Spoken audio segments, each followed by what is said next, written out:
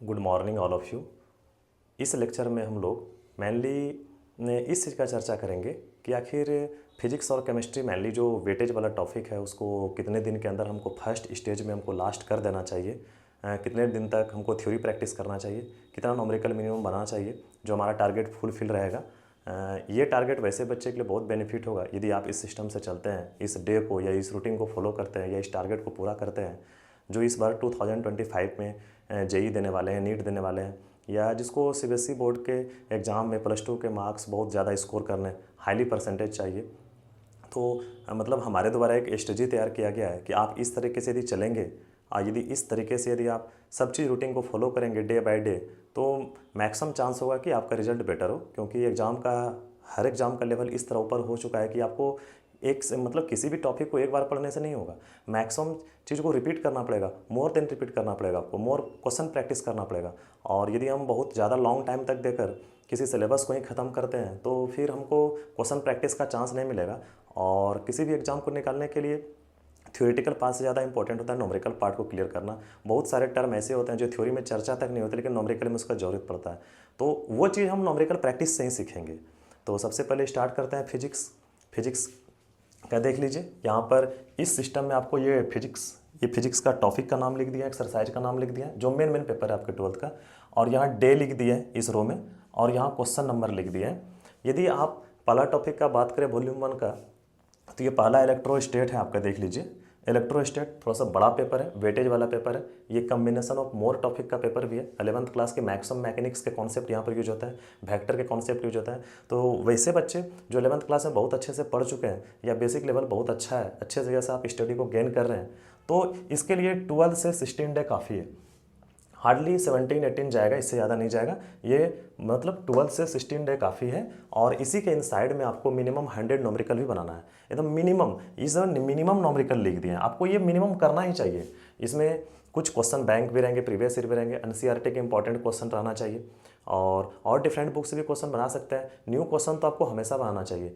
यदि किसी भी प्रिंटेड नोट्स का यदि आप नॉमेरिकल बनाते हैं तो उससे बहुत ज़्यादा फायदा नहीं होगा, क्योंकि एग्जाम में हमेशा न्यू इन्वेंशन हो रहे हैं अभी, वो आपको ध्यान देना पड़ेगा अभी अच्छे से, ठीक है, वो हमेशा ध्यान देना पड़ेगा। तो ये क्वेश्चन टॉप रहना चाहिए, मतलब 100 क्वेश्चन ही बना रहे हैं या 15 क्वेश्चन ही बना रहे हैं, जहाँ पर 15 क्वेश्चन बना रहे हैं वो लिख दिए हम, तो वो क्वेश्चन एक अच्छे सेलेक्टिव बुक का ये न्यू पैटर्न टाइप का रहना चाहिए कि जो एक थिंकिंग अप्रोच को नया बनाए, या कैसे हम नए क्वेश्चन के बारे में सोच पाएंगे। रटा हुआ नहीं रहना चाहिए, वो फार्मूला तो रटना ही चाहिए लेकिन क्वेश्चंस के पैटर्न न्यू होने चाहिए, तब आपके अच्छे एग्जाम में निकलने के चांस ज़्यादा रहेंगे।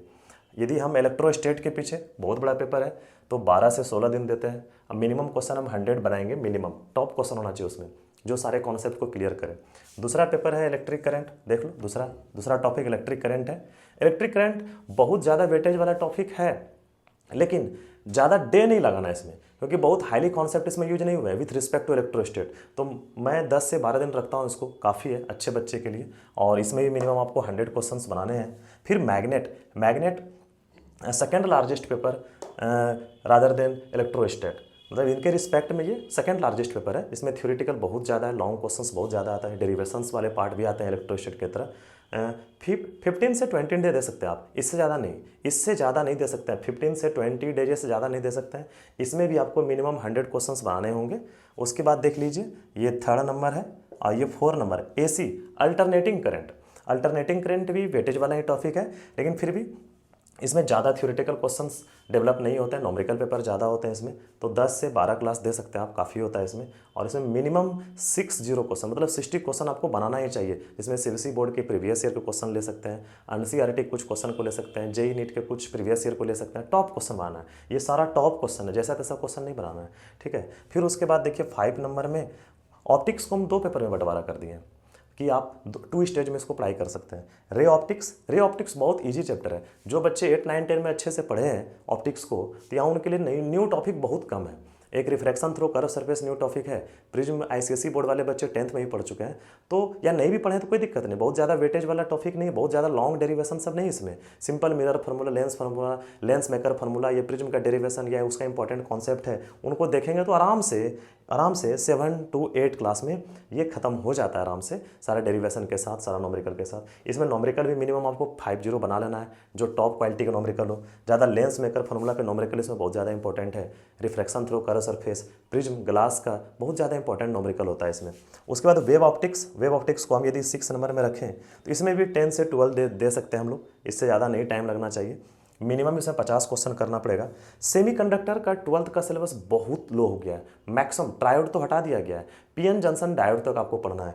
तो मैं जब इसको कवर करता हूँ क्लास में तो 3 से 4 डे लगते हैं, ज़्यादा नहीं। फिर भी मैं 5 से 8 डे रख रहा हूँ एक्स्ट्रा केस के लिए, कि बहुत ज़्यादा यदि बच्चे को मतलब बहुत ज़्यादा नॉलेज दें, आगे के लिए नॉलेज दें, कंपटीशन की नॉलेज दें, तो 5 से 8 डे काफ़ी होता है। यदि आपके पास एक बेस्ट मटेरियल रेडी है तो 5 से 8 डे काफ़ी होता है किसी भी टीचर के लिए। और इसमें मिनिमम आप 50 क्वेश्चन बनाएं विथ क्वेश्चन बैंक। और लास्ट में एक ड्यूअल नेचर ऑफ मैटर है। Dual nature of matter is also a good topic. इसमें आप 8 से 10 डे काफ़ी, मैंने बोल दिया, ये मेनली 6 से 8 डे लगते हैं पढ़ाने में, लेकिन एक्स्ट्रा मैं 2 डे लिख दिया हूँ। और मिनिमम इसमें 40-50 क्वेश्चन इसमें बनाना है। तो इसमें एटम और न्यूक्लियस और एक इलेक्ट्रोमैग्नेटिक इंडक्शन वो छोड़े हैं, मान लो उनके लिए 10 दिन 12 दिन काफ़ी होता है। तो मेनली ये मेन स्टेज यदि आप इसको फॉलो करते हैं तो आपका फिजिक्स का सिलेबस फर्स्ट स्टेज में इतने अच्छे से यदि ख़त्म कर पाते हैं आप, तब जाके आप फिर से जब इसको रिपीट करेंगे, फिर से जब रिपीट करेंगे सेकेंड स्टेज में, थर्ड स्टेज में, तब ये ड्यूरेशन कम हो जाएगा, तब ये ड्यूरेशन कम हो जाएगा। मेनली आपको 3 से 4 स्टेज में पढ़ाई करनी पड़ेगी। 3 से 4 स्टेज का मतलब क्या, एक बार इसको स्पीड से ख़त्म करेंगे, सारे फार्मूला को रिवाइज करेंगे, सारे फार्मूला को माइंड में सेट कर लेंगे कि किस टॉपिक में कितना फार्मूला इंपॉर्टेंट है, जहाँ से कंपटीशन में क्वेश्चंस पूछे जाते हैं। और फिर उसके नॉमरिकल के नंबर को देख लेंगे, मिनिमम 100, ये मिनिमम 100, ये मिनिमम 100, जहाँ मिनिमम लिखे हैं उतना बनाना ही आपको, टॉप क्वेश्चन बनाना है। हमारे द्वारा मैक्सिमम ये जो लिखा गया स्टेज पूरा किया जाता है आपके क्लास में, कि हाँ इलेक्ट्रोस्टेट यदि बताएं हम तो 12 to 30 डे में हम खत्म कर देते इलेक्ट्रोस्टेट। उसके बाद खाली नॉमरिकल बनाए थे, 1 वीक लगातार नॉमरिकल बनाए थे, उसके बीच में भी नॉमरिकल बनाए थे हम लोग। तो इसमें 150 से मोर देन हम लोग नॉमरिकल बना चुके हैं। सब छोटे बड़े नॉमरिकल को मिला के 150 नॉमरिकल केवल इलेक्ट्रोस्टेट में हमारे द्वारा बताया गया है। और उसके बाद अभी इलेक्ट्रिक करंट स्टार्ट किए, रे ऑप्टिक्स हम 1 वीक में ख़त्म कर दिए, 1 वीक में ख़त्म कर दिए। आपको फार्मूला रटना है, नॉमरिकल बनाना है, इससे ज़्यादा नहीं बनाना है, इससे ज़्यादा बनाने की ज़रूरत नहीं है। यदि आप सीबीएसई बोर्ड में बहुत बेटर नंबर लाना चाहते हैं, बहुत बेटर परसेंटेज लाना चाहते हैं और कंपटीशन में मतलब माइंड में सेट कर लीजिए कि हमको इतना टाइप बना के आना है, तो काफ़ी इतना ये काफ़ी होता है, ये वाला ग्राफ काफ़ी होता है कि इसको आप फॉलो करें। यदि हम दूसरे साइड देखते हैं केमिस्ट्री में, तो केमिस्ट्री में 12th क्लास में जो वेटेज वाला टॉपिक है वो यही टॉपिक है, वेटेज वाला। देख लीजिए आपके सामने है लिखा हुआ, देख लीजिए यहाँ पर, देख लीजिए वेटेज वाला टॉपिक है आपका, देख लीजिए केमिस्ट्री में यदि इसको देखते हैं तो यहाँ पर डे लिखा गया है, ये क्वेश्चंस नंबर लिखा गया मिनिमम जितना आप सॉल्व करते हैं। तो यदि हम फिजिकल केमिस्ट्री का बात करते हैं फिर ऑर्गेनिक का बात करते हैं, दोनों देख लेते हैं, इनऑर्गेनिक भी देख लेते हैं। तो फिजिकल में मान लो यदि सॉल्यूशन पढ़ते हैं तो सॉल्यूशन ओनली 10 क्लास, आप किसी भी एक्सपर्ट टीचर से पढ़ेंगे तो वो 10 क्लास से ज़्यादा सॉल्यूशन नहीं पढ़ाते हैं। हम अपने आप को एक छोटे लेवल में कंपेयर करेंगे तो हमारा रिजल्ट नहीं होगा। आपको हमेशा टारगेट, आपका कंपटीशन हमेशा एक बड़े लेवल में होना है, ऑल इंडिया लेवल पे होना है, तो आपको उसके अनुसार सोचना पड़ेगा। जैसे मैं ही फिजिक्स पढ़ाता हूँ तो हमको अपने आसपास रहने वाले इंसान से कंपेयर करके कोई फ़ायदा नहीं है। आप ये देखिए कि इंडिया के टॉप टीचर कितने स्पीड से पढ़ाते हैं, कितने मैक्सिमम कंटेंट देते हैं, तभी आपके बच्चे अच्छे कर पाएंगे। मैं इस सोच से इस सिलेबस को बना रहा हूँ। मैं अपने आपस में किसी नॉर्मल टीचर से या जो लाइफ में बहुत अच्छे जगह वर्क नहीं कर पाए हैं या गुड रैंक नहीं निकाल पाए, मैं उनसे कंपेयर नहीं कर रहा हूँ। मैं एकदम ऑल इंडिया के टॉप फैकल्टी से मैं ये सिलेबस को मैं कंपेयर कर रहा हूँ कि आप क्या कर रहे हैं, नहीं कर रहे हैं, आप अपने बच्चे को स्टडी मटेरियल दे रहे हैं, नहीं दे रहे हैं, आपका स्टडी मटेरियल कितना बेनिफिट है बच्चे के लिए, आप जिस टाइप के क्वेश्चंस को क्लास में करवा रहे हैं वो कहीं दुनिया में के एग्जाम में इंजीनियरिंग एंट्रेंस या मेडिकल एंट्रेंस या फिर सीबीएसई बोर्ड के पेपर में आ रहे हैं या नहीं आ रहे हैं, तो वो आपको मायने रखता है, वो आपको ध्यान देना पड़ेगा।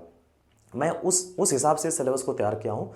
देख लो यहाँ सॉल्यूशन में ओनली 10 क्लास लगना चाहिए यदि आप एक अच्छा बेस्ट मटेरियल आपके पास है, और मटेरियल हमेशा चेंज होना चाहिए अकॉर्डिंग टू सिचुएशन, क्योंकि एग्जाम का लेवल हमेशा सडनली चेंज हो रहा है, रेगुलरली चेंज हो रहा है। इस ईयर कुछ पेपर आ रहा है, उससे लेवल और उससे लेवल, मतलब बच्चे को हर तरीके से न्यू इन्वेंशन करना पड़ेगा टीचर को। यहाँ तो इसमें मिनिमम आप 50 क्वेश्चन शामिल कर सकते हैं। फिर इलेक्ट्रोकेमिस्ट्री भी 10 डे ले सकते हैं, इससे ज़्यादा नहीं है, बहुत बड़ा टॉपिक नहीं है इलेक्ट्रोकेमिस्ट्री 12th क्लास का। मैं ये समझता हूँ कि इलेक्ट्रोस्टेट जितना बड़ा है, इलेक्ट्रोस्टेट में जितना डेरिवेशंस है, जितने फार्मूले हैं, उतना ये एक चैप्टर और 12th क्लास का तीनों फिजिकल चैप्टर वो बराबर है। यदि आप फिजिकल पढ़ा रहे हैं सॉल्यूशन इलेक्ट्रोकेमिस्ट्री और केमिकल काइनेटिक्स, तो वो हम मानते हैं कि इलेक्ट्रोस्टेट के बराबर है। इलेक्ट्रोस्टेट में कितना सारा डेरिवेशन है, कितना सारा फॉर्मूला है, मतलब 45 to 50 टॉपिक को एकदम याद रखना पड़ता है इलेक्ट्रोस्टेट को अच्छे से समझने के लिए। उसमें इतने हाईली कॉन्सेप्ट यूज हुए हैं। मैं तो समझता हूँ कि आप इलेक्ट्रोस्टेट पढ़ें और अच्छे से फिजिकल केमिस्ट्री तीनों पढ़ें, ये बात बराबर है। ये बहुत ज़्यादा लेंदी सिलेबस नहीं है विथ रिस्पेक्ट टू और अदर सब्जेक्ट और अदर टॉपिक। तो इसमें मेनली मैं समझता हूँ 10-12 फार्मूला इसमें यूज होते हैं, इसमें भी 10-12 फार्मूला यूज होते हैं, केमिकल काइनेटिक्स में उसी तरह 10-12 फार्मूला यूज होता है, और इलेक्ट्रोस्टेट अकेले 45 to 50 नॉमरिक मतलब टॉपिक कवर करते हैं। उसमें इतना ज़्यादा वेटेज वाला है, तो बहुत ज़्यादा परेशान नहीं होना है, मतलब तो करते रहना है। तो ड्यूरेशन बना दिए, कोशिश करना है कि आप कहीं भी किसी भी सोर्स से यदि पढ़ते हैं तो इससे ज़्यादा टाइम नहीं दीजिए, नहीं तो फिर आपको बहुत दिक्कत हो जाएगा। इसमें मिनिमम 50, केमिकल काइनेटिक्स में भी मिनिमम 50। ये बहुत ईजी टॉपिक है केमिकल काइनेटिक्स। ये इसमें 6 से 8 डे से ज़्यादा नहीं लगना चाहिए कि अच्छे टीचर को पढ़ाने के लिए फर्स्ट स्टेज में, इससे ज़्यादा नहीं लगना चाहिए, इससे ज़्यादा नहीं।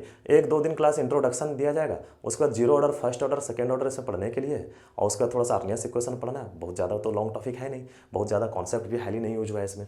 फिजिक्स के रिस्पेक्ट में तो बहुत ईजी है। तो मैं फिजिकल केमिस्ट्री को फिजिक्स से समझता हूँ, क्योंकि ईच एंड एवरी टॉपिक में आपको क्या करना पड़ेगा, उसके बारे में जानना पड़ेगा, उसके फार्मूला को जानना पड़ेगा, आप उसके कुछ न्यूमेरिकल को प्रैक्टिस करेंगे। फिजिक्स में तो वही करते हैं, डेफिनेशन याद करते हैं, डेरिवेशन करते हैं, उसका एक रिजल्ट निकलता है, उसमें फार्मूला क्वेश्चन बनाते हैं। यही फिजिकल केमिस्ट्री वही है। केमिस्ट्री के नाम पे सब बहुत कम चीज़ यूज होता है। मान लीजिए आप इसको फिजिक्स से समझें, 10 क्लास और 6 to 8 क्लास, मान लो मैं 10 क्लास, ये भी मतलब 30 क्लास में 30 क्लास में आपका ये तीनों पेपर खत्म होना चाहिए यदि आप फर्स्ट स्टेज में पढ़ रहे हैं। तो यदि आप कुछ नहीं भी जानते हैं, 11th क्लास में मोलिकुलर वेट सब निकालने के लिए जानता है, स्ट्रक्चर निकालने के लिए सब जानता है, सब चीज़ जानता है, नंबर ऑफ इलेक्ट्रॉन निकालने के लिए आप जानते हैं, सिग्मा बॉन्ड पाई बॉन्ड के बारे में जानते हैं, थोड़ा थोड़ा सब चीज़, हाइब्रिडेशन के बारे में आपको जानकारी है ही, एटॉमिक नंबर याद है, मोलिकुलर वेट निकालने के लिए जानते हैं। तो इससे कुछ ज़्यादा जरूरत पड़ता नहीं है इस सब टॉपिक को अच्छे से समझने के लिए। तो इसमें आप मिनिमम 50 नॉमरिकल बना के इसको 1 मंथ में इसको रगड़ के आप खत्म कर सकते हैं फर्स्ट स्टेज में जब पढ़ रहे हैं। उसके बाद यदि F block and D block के बारे में आते हैं, तो आप इसमें 10 to 15 to 20 डे दे सकते हैं, कोई दिक्कत नहीं। थ्योरेटिकल पेपर है, याद करना पड़ता है, ज़्यादा वेटेज वाला भी है, मतलब इसमें असर्शन रिजल्ट टाइप के क्वेश्चन बहुत ज़्यादा डेवलप होते हैं, ऑब्जेक्टिव टाइप के क्वेश्चन जो 11th क्लास से भी रिलेटेड होते हैं। तो मान लो मैं 15 से 20 डे दे सकता हूँ, उससे ज़्यादा नहीं दे सकता हूँ इसमें। ये एकदम मतलब ऐसे यदि आप चलेंगे ना, तो आपका रिजल्ट ऐसे ही बहुत अच्छा जगह हो जाएगा। यदि फिर कोऑर्डिनेशन केमिस्ट्री का बात करें, तो इसमें नेमिंग बहुत ज़्यादा इंपॉर्टेंट है, 11th के भी कुछ कॉन्सेप्ट इंपॉर्टेंट हैं इसमें, तो 10 to 15 क्लास ले सकते हैं, इसमें ज़्यादा नहीं लेंगे हम लोग। फिर ऑर्गेनिक पार्ट में आपको 4 पेपर सॉल्व करना है। जैसे देखो, हमारे ख्याल से ऑर्गेनिक पेपर जो आपका 12th का, उसमें 4 टॉपिक कौन कौन है, पहला है हेलो एल्केन हेलोरेंस, दूसरा है एल्कोहल फिनॉल ईथर, उसके बाद एल्डिहाइड कीटोन कार्बोक्सिलिक एसिड, और एमाइंस है, शायद पॉलीमर हट ही गया है। तो 4 टॉपिक है। यदि हम यदि 15 डे भी लेते हैं, यदि चारों टॉपिक में 15 क्लास भी लेते हैं, तो 2 मंथ काफ़ी है। जो बच्चे कुछ नहीं भी जानते हैं, यदि स्ट्रक्चर तक नहीं जानते, CH4 का स्ट्रक्चर नहीं जानते हैं, हाइब्रिडेशन के बारे में नहीं जानते हैं, सिग्मा बॉन्ड के बारे में नहीं जानते हैं, कौन या कुछ उसके मोलिकुलर वेट के बारे में नहीं जानते हैं, कुछ नहीं जानते हैं वो, उनको यदि हाथ पकड़ के सिखाना स्टार्ट करे टीचर यदि अच्छे से, तो मैं समझता हूँ कि 2 मंथ ऑर्गेनिक के लिए काफ़ी है, और इससे ज़्यादा देना भी नहीं चाहिए, इससे ज़्यादा देना भी नहीं चाहिए। मैं समझता हूँ कि ये 2 मंथ हो गया, और इधर 1 मंथ, मान लो 3 मंथ, मान लो ये 4 मंथ ही मानता हूँ मैं, 4 मंथ ही मानता हूँ, इससे ज़्यादा नहीं लगना चाहिए सिलेबस। 4 मंथ तो लगता ही नहीं है।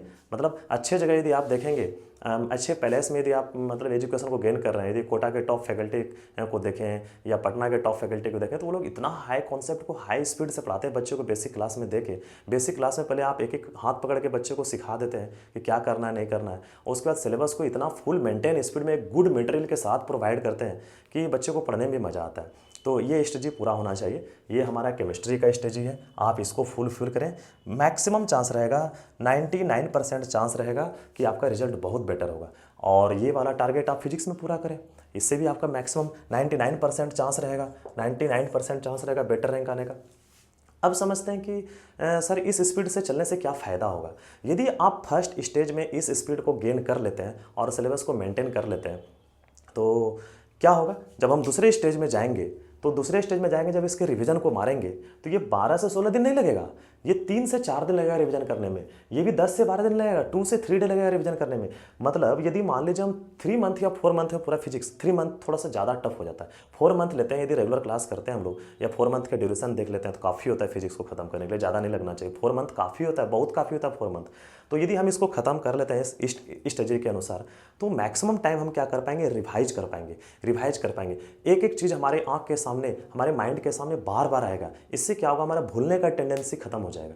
और एक चीज़ को बार बार देखने से हमारा क्या होगा ना, मैक्सिमम चीज़ हमारे माइंड में सेट रहने लगेगा। हाँ, इलेक्ट्रोस्टेट में इतना फार्मूला है, सोल्यूशन में इतना फार्मूला है, इस टॉपिक से ये क्वेश्चन बार बार पूछे जा रहे हैं, तो आपको ना मज़ा आएगा पढ़ने में, यदि आप इस चीज़ को पूरा स्पीड से मेंटेन करेंगे। अब इस न्यूमेरिकल को बनाएंगे top 100, top 100, top 100, top 60, top 50 ऐसे बनाएंगे, तो उसमें से कुछ न्यूमेरिकल फिर आपको सेलेक्टिव होंगे जो पता चलेगा कि और इंपॉर्टेंट है। तो जब सेकेंड स्टेज में जब हम रिवाइज करेंगे, तो फिर बहुत आसान हो जाएगा और कुछ सेलेक्टिव क्वेश्चन को हम लोग प्रैक्टिस करेंगे। इसका दूसरा फायदा फिर क्या होगा, देखिए इस टॉप 100 क्वेश्चन हम लोग एनसीईआरटी का कोई क्वेश्चन रख सकते हैं, एक्सरसाइज का प्रीवियस भी रख सकते हैं, या बुक का आपके पास जो बुक है, रेफरेंस बुक है, जैसे केमिस्ट्री में सजेस्ट करता हूँ ओपी टंडन सबको पढ़ने के लिए, और बोर्ड के बच्चे को मेनली मैं ओपी टंडन सजेस्ट करता हूँ। उसमें एनसीईआरटी के बहुत अच्छे सॉल्यूशन दिए हुए हैं, अच्छे क्वेश्चन के आंसर, मतलब गलत सलत नहीं दिया हुआ है, बहुत अच्छी बुक है वो। और फिजिक्स में मैं ऐसा फॉलो करता हूँ कि आप उसको फॉलो करें, उसमें भी बहुत गुड्स क्वेश्चंस दिए हैं, बहुत ज़्यादा मैक्सिमम न्यूमेरिकल को सॉल्व करके दिया गया है, जितना आप एक्सेप्ट करते हैं उससे ज़्यादा न्यूमेरिकल उसमें सॉल्व करके दिया गया, प्रैक्टिस करने के लिए दिया गया है। आप इसको करते रहें। ऐसा करने से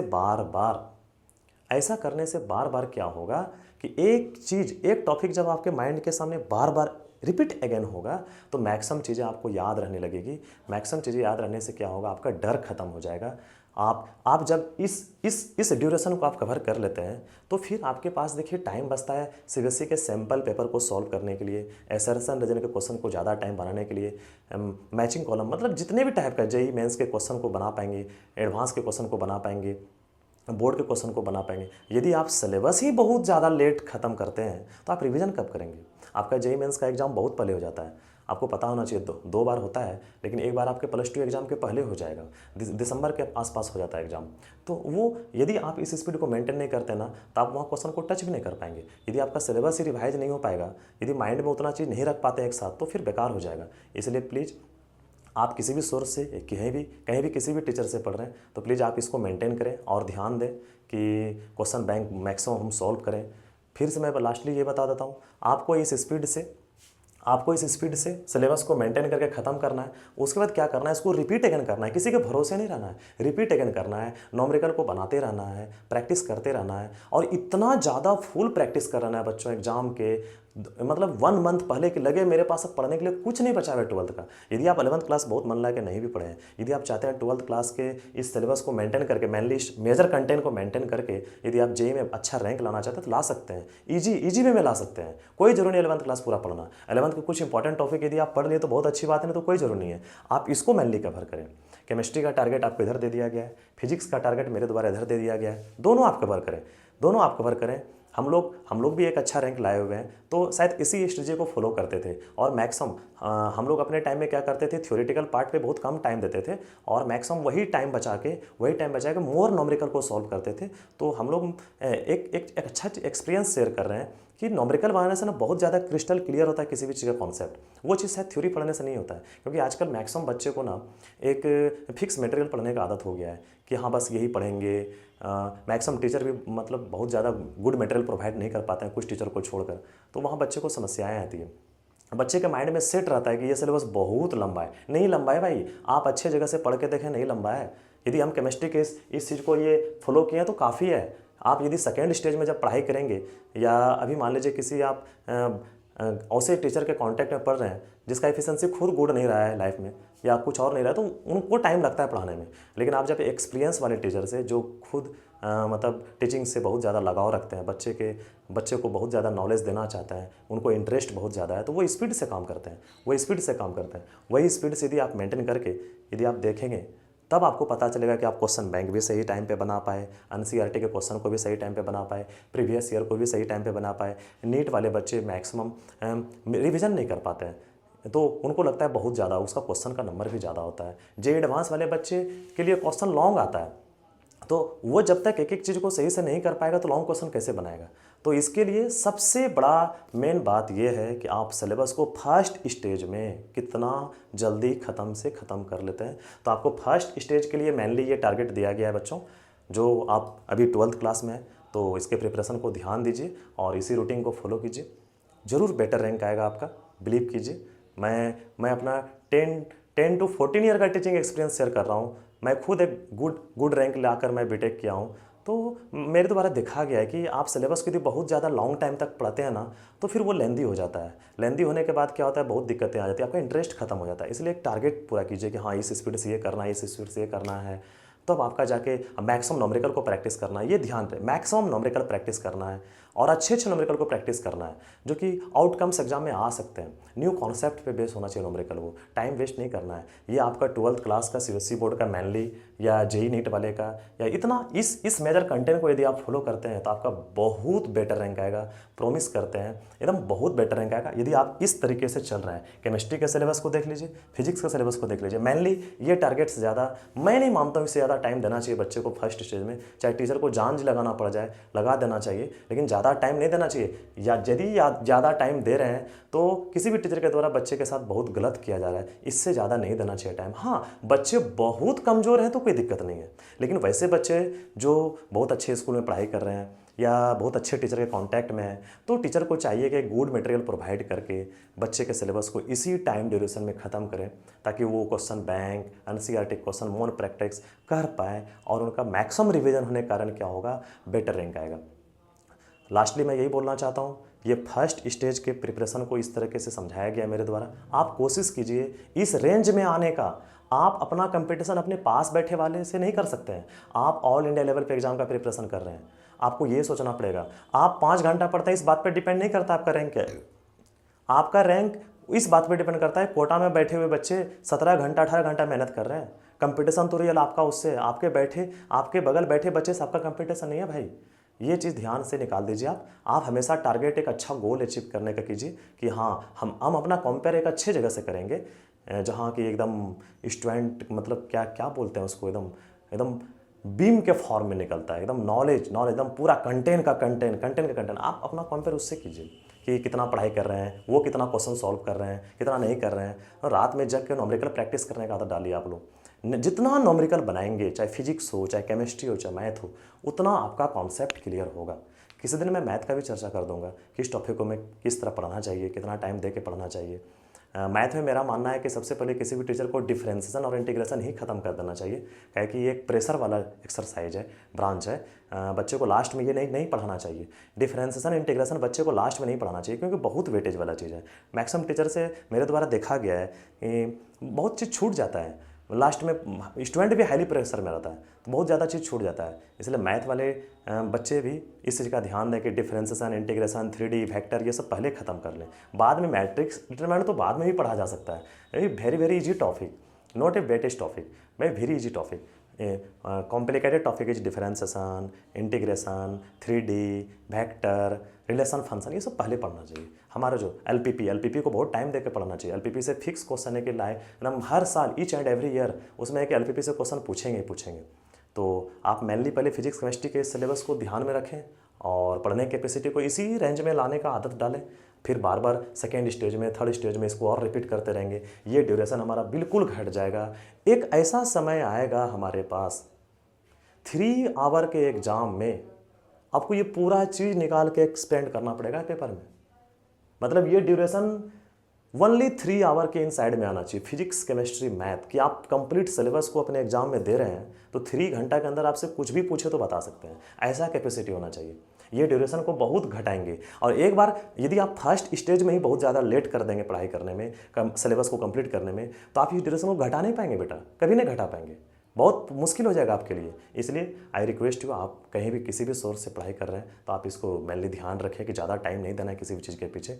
बहुत ज़्यादा माइंड में ये भी मतलब हाव ने बना लेना है कि ये पेपर बहुत कॉम्प्लिकेटेड है या कुछ और है। आप पूरे स्ट्रेटजी प्लान को देखें कि क्या है नहीं है और उसके अनुसार चलें। और मैक्सिमम टारगेट रहे, लास्ट में ये बोलना चाहता हूँ, मैक्सिमम टारगेट रहे कि मैक्सिमम क्वेश्चन सॉल्व करना है। थ्योरी से ज़्यादा न्यूमेरिकल पढ़ना है। उससे क्या होगा, न्यूमेरिकल के एक वर्ड को देख के यदि हम सॉल्व करते हैं, क्वेश्चन को समझते हैं, थिंक करते हैं, तो पता चलता है हमारा थ्योरेटिकल चीज़ ऑटोमेटिक क्लियर हो जाता है। मतलब ऐसा टेंडेंसी बना लीजिए कि न्यूमेरिकल बनाते बनाते हमारा थ्योरेटिकल पार्ट क्लियर हो जाए, बहुत अच्छे से क्लियर हो जाए, ना कि हम थ्योरी पढ़ने में ज़्यादा टाइम दें। ये उल्टा हो जाएगा, तब हम लोग लाइफ में बहुत पीछे चले जाएंगे। समझ गए? मतलब लाइफ में इतना कॉम्प्लिकेशन बढ़ गया है, एग्जाम का लेवल ऐसा बढ़ गया है, डिसऑर्डर वाइज हो गया है, कब क्या हो जा रहा है पता ही नहीं चल रहा है। तो आपको हर तरीके से तैयार रहना पड़ेगा। और यदि आप फर्स्ट स्टेज में ही अपने टाइम ड्यूरेशन को बहुत ज़्यादा लेते हैं तो आप फिर उस तरह प्रिपेयर नहीं हो पाएंगे। इसलिए आपसे रिक्वेस्ट है कि आप इस टाइम को फॉलो करें, उसके अनुसार चलें, सब चीज़ बेटर हो जाएगा। सिलेबस मोर देन रिपीट होगा, रिजल्ट अच्छा होगा। ठीक है, थैंक यू।